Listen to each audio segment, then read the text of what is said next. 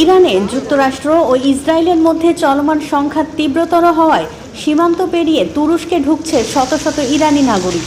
সোমবার বিকেলে বহু ইরানিকে সীমান্ত অতিক্রম করতে দেখা গেছে বলে আন্তর্জাতিক গণমাধ্যমের প্রতিবেদনে জানানো হয়েছে। তারা রাজধানী তেহরানের পরিস্থিতি নিয়ে আতঙ্কের কথা জানাচ্ছেন। অনেকেই বলছেন শহরে উৎকণ্ঠা বিরাজ করছে এবং জ্বালানির সংকটে পেট্রোল স্টেশনগুলোতে দীর্ঘ লাইন দেখা গেছে। তবে তুরস্ক সোমবার সকালে জানায়, ইরান তুরস্ক সীমান্তের 3টি ফটকে দিনের বেলার ভ্রমণে যাত্রী পারাপার সাময়িকভাবে স্থগিত করা হয়েছে।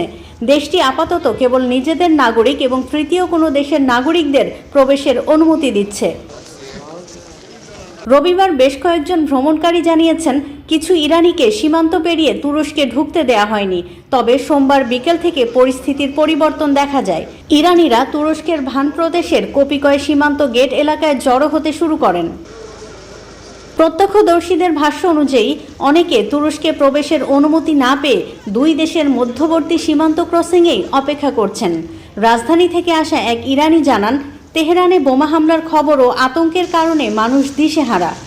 যুদ্ধের প্রথম দিনেই তিনি নিত্য প্রয়োজনীয় কিছু জিনিস কিনতে গিয়েছিলেন, কিন্তু দোকানগুলোতে উপচে পড়া ভিড় ছিল। বহু মানুষ প্রয়োজনীয় সামান্য জিনিসপত্র নিয়ে সীমান্তের দিকে ছুটছেন। খাবারের বড় ধরনের সংকট না থাকলেও জ্বালানি নিয়ে উদ্বেগ বেশি।